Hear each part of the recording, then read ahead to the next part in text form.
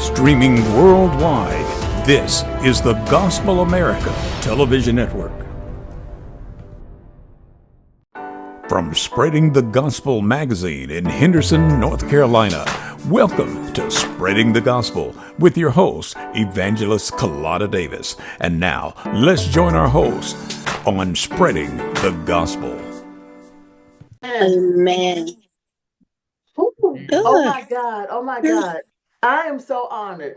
I want to tell you, I was talking to Evangelist Calotta about it. I know Calotta probably want to do the introduction. Go ahead, because I'm that's all right. Well, we welcome you tonight to Spreading the Gospel Network's talk show. And we are honored to have our co-host, Pastor LORRAINE Jenkins-WILKS. I am Evangelist Calottta Davis. And we have Michele Roberts all the way from Boston. And we thank God for her putting this together. And we are excited to interview her. So we're just going to jump right in and let my co-host dive in with some questions at this time.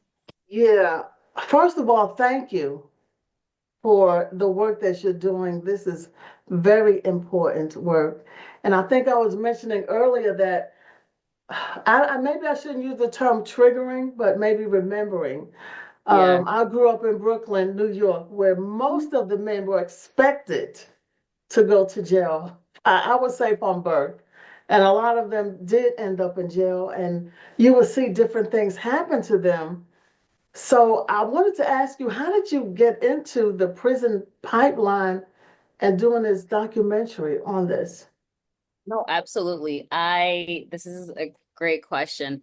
You know, for so long, I grew up in a bubble, right? Where I just thought if I treated people well and I was well behaved, that, nothing would go wrong. If I talked to the police with respect, there should be no issues should happen.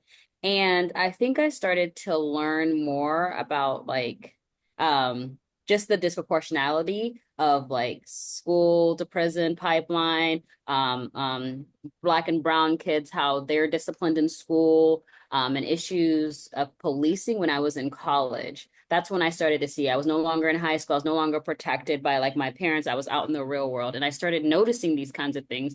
I remember I was in college. I was going to go visit a friend, and I was driving my car.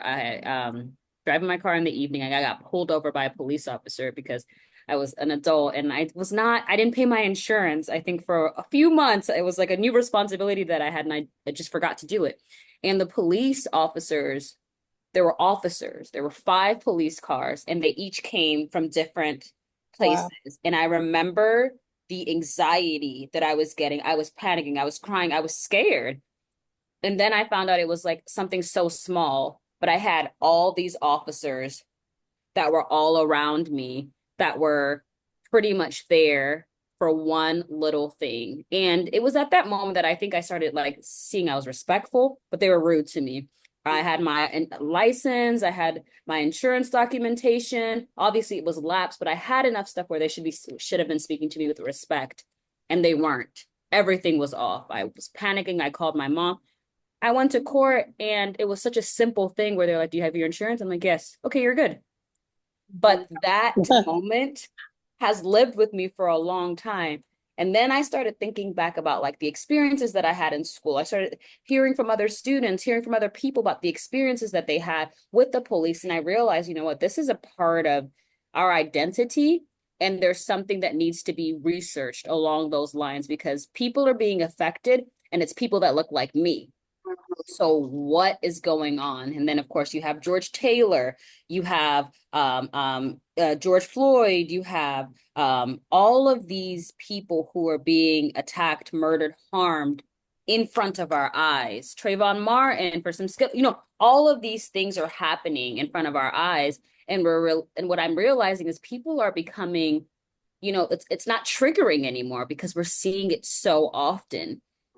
And because of those moments, I believe that I was led to where I am right now, to really shine a light on not only police violence, but specifically the school to prison pipeline. We know that it's the gap, the financial gap that keeps Black people in the section or the place that we're in. We're not less intelligent. We know that Black women are the most intelligent. You better We have know the it. most degrees. So it's not that we're lacking intelligence. There's something that's happening. They're pulling us from the schools. They're stripping us from what should be what lifts us up and takes us further. And instead, tracking us into the school to prison pipeline, this prison pipeline, when we know if you're in prison one time, you're likely to stay, you're likely to go back.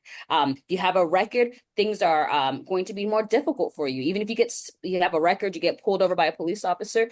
There's just so many different things that come together. When you think about the school to prison pipeline, it's not just the students that are being affected, it's the whole family. So that was a lot of information, but Yes, but that's there were good. so many different ways that I think that brought me to this moment of understanding that this has to be a part of my life's work. That's amazing when you said that it wasn't triggering anymore. I think that maybe, your generation, it may not be as triggering as much as my generation because I still get triggered by it.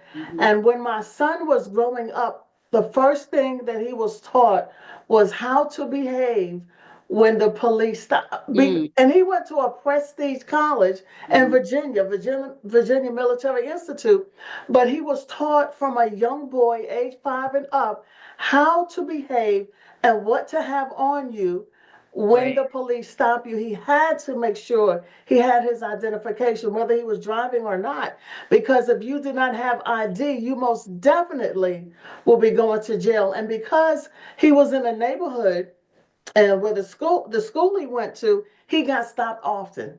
I mean, educated Black man, military school, on his way to the Navy, but yet he would get stopped often. And he even did a 8-day stint in jail because somebody said that he did something. Wow. So it's good that he didn't go through the pipeline per se, because I think there was one gentleman on your documentary that said he had a different mindset. That, when he went to work at a store, Popeyes, something like that, I think it was Popeyes. He went to work at Popeyes, and every job he got, he made sure he went to a higher level. That's good. But most Black men, where I came from in the ghetto, did not have that mentality. Their mentality was, I'm gonna have my gun with me, have my knife, and if you mess with me, it's going to be me or you. And I know I'm not going to college. I know I'm not finishing high school. So I'm going to have this mentality, is going to be me or you. Because in the school system, it was like jail. It was the high school I went to was like jail. When you go in, they pat you down like you're a criminal. You have the police officers there, and as a matter of fact, the school was so bad they closed it down. I'm just glad that I finished high school and went on to higher education. But this is awesome. I said at one point when you were crying on the video, oh my I God, that started was crying. so moving. I started crying. Yeah, because it took me back to my cousins and the boys in the neighborhood, and many of them did not make it. You go to jail, you get killed, or you come out, you can't find a job. So, oh my God, the work is just so phenomenal. It's so phenomenal. So your passion came from when you got stopped. Is that when it started for you? I would say I've always known that I wanted to be in the legal field. I've always known that I wanted to be an advocate from a young age. I was raised in this progressive movement, and my voice is always important in my household. My mom taught me that at a really young age, and the importance of advocating for what I need. So I've known that I wanted to advocate. I will say that racial justice and things of that nature, I don't think that I felt I had that lens at that time, because as I said, I was in a bubble where I was like, if you treat everyone white, there's no problem, there's no racism. My mom was my mom was raised us in a way that we treated everyone with respect and kindness. So I didn't have those issues, or I didn't recognize them as issues. But that's where I think that when I started my journey on racial equity, what equity looks like, and I grew up where we used to say equality for all. Like, that's not what I'm looking for. I'm looking for equity. We don't need equality for all. That does not set us up to be successful when you have a group that has been oppressed for generations. We need equity. We need people to be in a position where they can be successful, where they can thrive, where they can make a difference within their generation and generations to come. So I think learning about like equity, learning about racism, learning about institutional biases, those are what led me into that route to understand that we have in this world implicit bias, right? We have microaggressions, we have macroaggressions.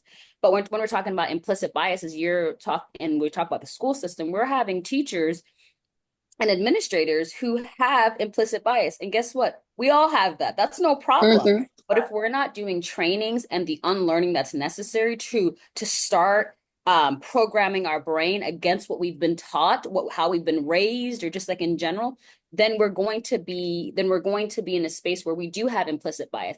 And that's how we end up in this pipeline. We are about 14% of the population. How is it that Black and brown kids make up about 40% of the prison population, or adults make that up? Something's not adding up. It makes no sense. We know that Black people are now more violent than any other race. So it's proximity, and it's there's just so many different things. And then you think about over policing is an issue, right? Where you think about what communities are being policed, what students are being policed. When you think about if there's a conflict between two students, how it's looked at if it's two white students versus how it's looked at if it's two Black students, or a brown and Black student, where Black and brown students or youth in general are looked at to be more aggressive, when in reality it's not. Statistics show they're no more aggressive than any other race. We're literally not. We're all the same when it comes to those numbers. But then there's just like so many racial disparities. Also, when you think about like school funding and things like that, why is it that we have more resource officers, police officers in schools than we have school counselors? That means we're not guiding these children to believe that they can be better. We're not guiding these students to believe there's all these opportunities. We're guiding them to prison. Because instead of calling a counselor to say, hey, I had a child who is misbehaving or disrupting the class, we're calling the police. We're so good at this that instead of calling them the police, what they are, we have a new name for them, which is called resource officers. Who are they resourcing? Right. Resourcing our youth. Pastor Lorraine, you brought up the fact that when you were in school, you were being pat dad. They were criminalizing youth. They were criminalizing you all at such a young age. And that's where I think you start, where like you were saying, there were people in your neighborhood who were like, I'm going to have that knife, I'm going to have that gun, because they had already been criminalized. That, so in their mind, they're like, okay, well, they already think that I'm this. Okay, maybe then this is who I am. When in reality, we all should have that same opportunity to grow, to develop, to become the leaders that we're supposed to be. But if there's all these biases, all these things pushing against you, it does make it harder for one to be able to fight against that. So that's why like this is so important to me, because there is impact, right? It affects the graduation rates. It affects the economic status. That's a big thing. The schooling affects your economic status. Like we know that you need more degrees as Black people, Black and brown people. We know that. That's why we're out here having so many degrees as Black women many times. But if you're getting cut off and you can't go to school, you can't finish your degree, generational wealth gap, that's slowing us down.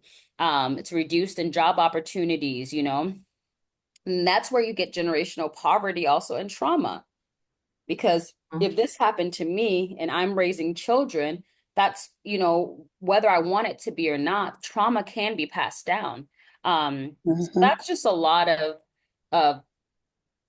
the things that I'm thinking about, / that I'm like constantly like researching and learning about and wanting to grow on that topic, because enough people aren't talking about this. They're talking about the wrong issues. Yes, we don't have enough resources when it comes to education. And also, how are we pouring our resources into schools that need it, into communities that need it? How are we fighting back against the corporations that are pouring money into prisons, who are saying that prisoners are too dangerous to be out, yet, in California, they're able to fight wildfires. You know, how are we fighting for those prisoners those folks, they're not even prisoners, those people who are incarcerated? How are we fighting for their rights? They can go fight a fire, but guess what? When they get out of prison or jail, They they can't work for they couldn't even work there. So like, what skills Mhm. are you even teaching them while they're incarcerated? So it just says like this is a money making machine. This is a money making machine. It is. Corporations are making money out of it. You got your telecommunication corporations that are making money. Every phone call that's being made, every video that's being made, money, money, money. So the families are being hurt financially. They're being hurt. And we're profiting off of this. We're profiting off of our babies, and then our babies are turning into adults in prison, and for crimes and for things that could not be considered crimes, like an argument, an altercation in school. Those are childlike behavior. Right, That's how they right. should be handled. Mm-hmm. Yeah, that's good. I was just Oh, I'm thinking, sorry. Go ahead. Mm-hmm. oh, I Mm-hmm. was just thinking, in the school system, I remember when I was growing up, I have to go back to that. And when it was almost time for me to graduate, the school counselor never suggested any type of furthering my education. And the thing about it is there were grants out there. There were grants where I could go to college for free, Pell grants and all types of grants. But she said to me, "Oh, don't you worry about it. You can go get a job cleaning a floor. You can get a job cleaning someone's Mm-hmm. house," which was not on my mind to clean anyone's house. So it was so different. I had to find my way. I did make it to college, but it was not because there was any assistance in the school Mm-hmm. system. None at all. And even today, where most of the teachers, one of my daughters is a teacher, has a master's degree in teaching, she has to buy her own supplies. Yes. Mm-hmm. And but what about the teachers who cannot afford the supplies or refuse the supplies? I went with my granddaughter to an event. I think it was around Halloween time, and I watched one of these teachers.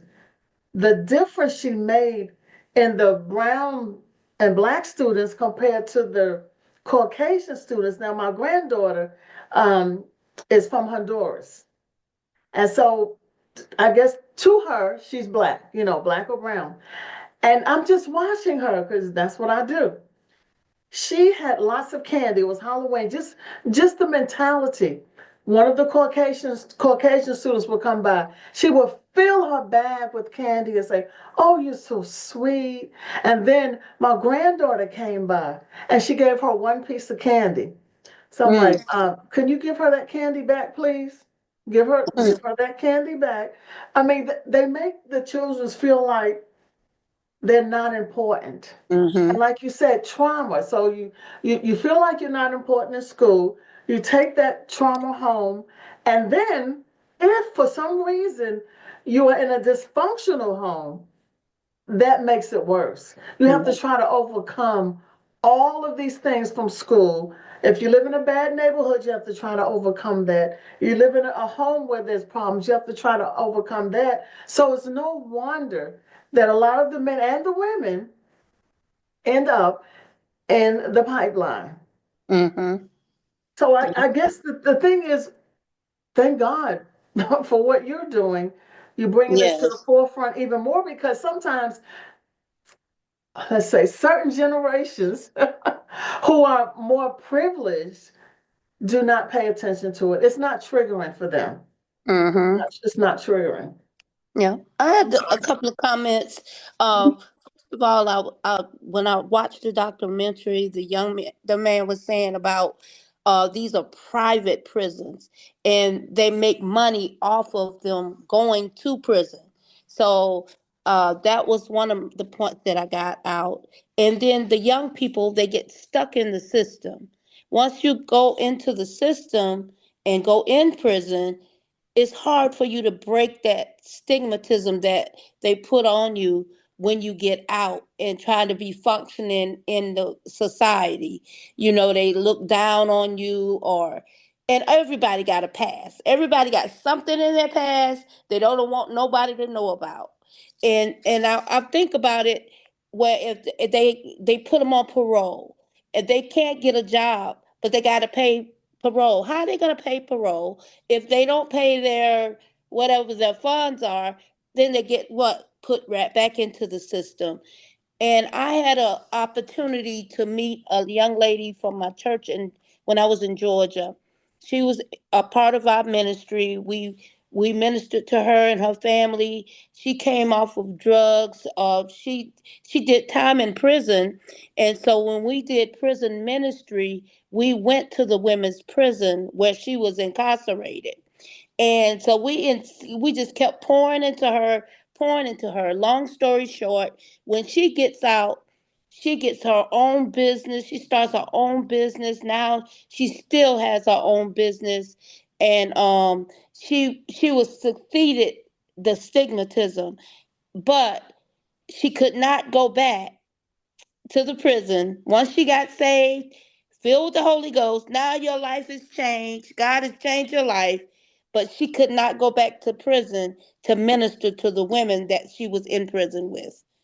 So it became such a burden for her to minister to them that she started a program when they got out. They came to her and she employed them at her company, just to show you how you can make it. It's your mindset.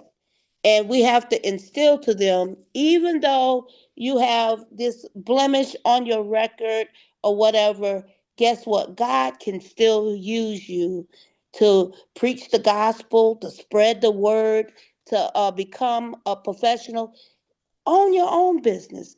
Tell them how to not go where you've been and share your experience, because that's going to help the young people realize that if they can make it, I can make it too. And I do not have to be a repeat offender.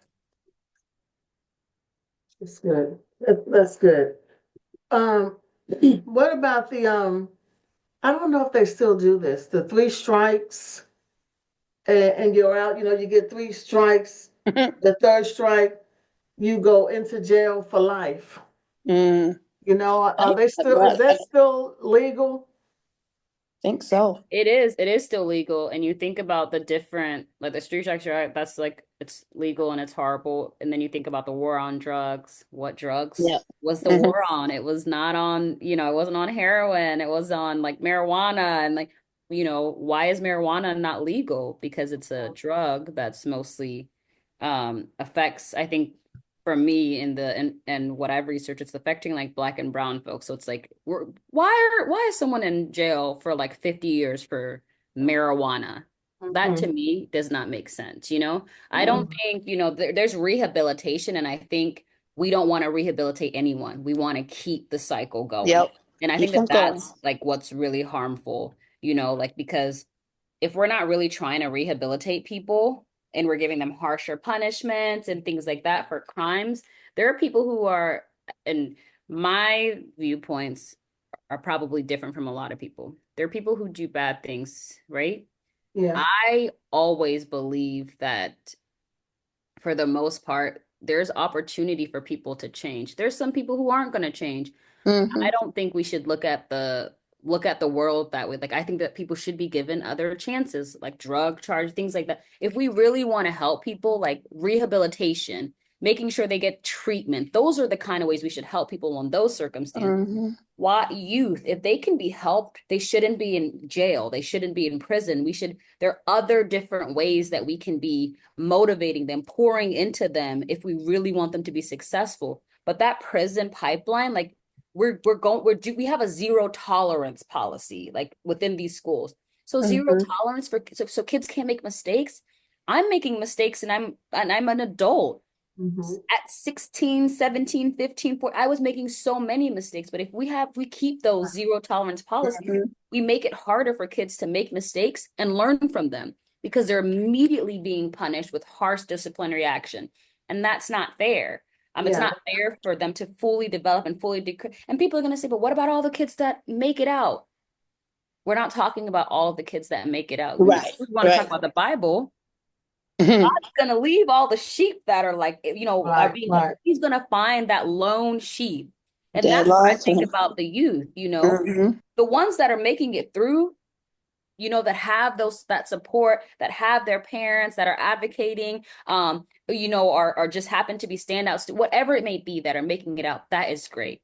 And also, how are we going to stop the school to prison pipeline from existing? How are we going to My next stop the question. racism that Mm-hmm. exists? This is not random. This is racism. This is Yes. bias. This is intentional harming.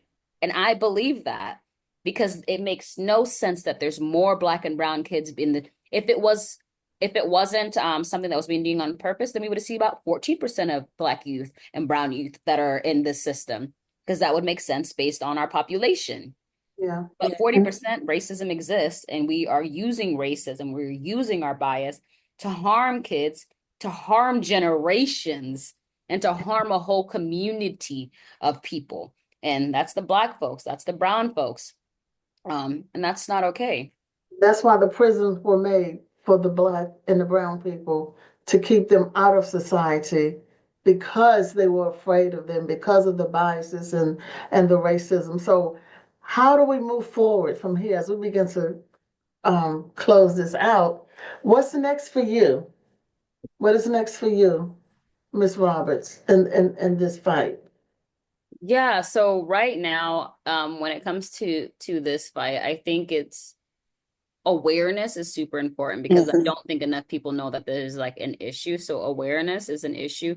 And I'm hoping to have like real conversations. I'm going to be taking the video out and sharing it at different communities, doing some viewings with conversations around the topic, because I think we need to have these hard conversations as Mm-hmm. communities, because then we can really make the policy changes that are affecting, like, this is a human rights issue.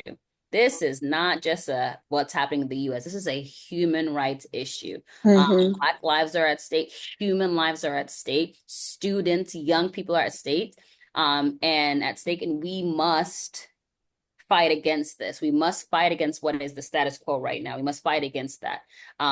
So I know that God's calling for me is to advocate for the people. And just because I personally have not been affected does not mean that I am not supposed to be a voice in this fight. Because I don't think I'm the voice. I think I'm a voice. And I Right. think that we need to Absolutely. uplift those who are actually being affected and having their voice out there. So that's where I see myself, doing this like human rights activism work, and just making sure that people are aware of the issue, and then having the communities to fight for their solution. Every community is different, right? So if you think about Wake County versus like Suffolk County, having those communities fighting for their policy changes, holding these officials accountable based on how their community is being affected. So I think that that's what's important to me. Thank Awesome. you. Thank Awesome. you. Thank you. Thank you. I applaud you for the work that you are doing, and we're praying that God will continue to use you as a voice in the community, but that many other people will join this fight, because it's not over. It's not over. We're just beginning. Calotta, anything That's right. else? I was just trying to wrap it up. We just thank God for spreading the gospel talk show that's able to get this message out to over 1 million viewers. We just applaud God for how He's opened the doors for us to be able to get the message out. Because if nobody ever watched the documentary, not documentary, or ever view this on our spreading the gospel show, some of them mind just not there. They not even thinking about the effect that this has on our, not just the future generation, but this generation right now. Mhm. 2025 is still racism. It's still people are fighting against each other, and we're gonna have to come together as one people and stand for the righteousness and stand for holiness. Thank you again, Anne Michelle. Thank you, Pastor Lorraine. You do God bless you. awesome, Thank you. awesome job, awesome job, and we'll be airing this for the next 2 weeks. Our show airs on Sundays at 6 p.m. gospelamerica.net. That's gospelamerica.net, every Sunday at 6 p.m. And then it goes on video on demand. So this can be out there for as long as it's there. He keeps it running for us, and I thank God for that. And until next week, we say God bless you. Thank Thank you you so again, much. Aunt Michelle. Thank you so much. Thank you. Yes. Thank you. Bye. All right. God bless you.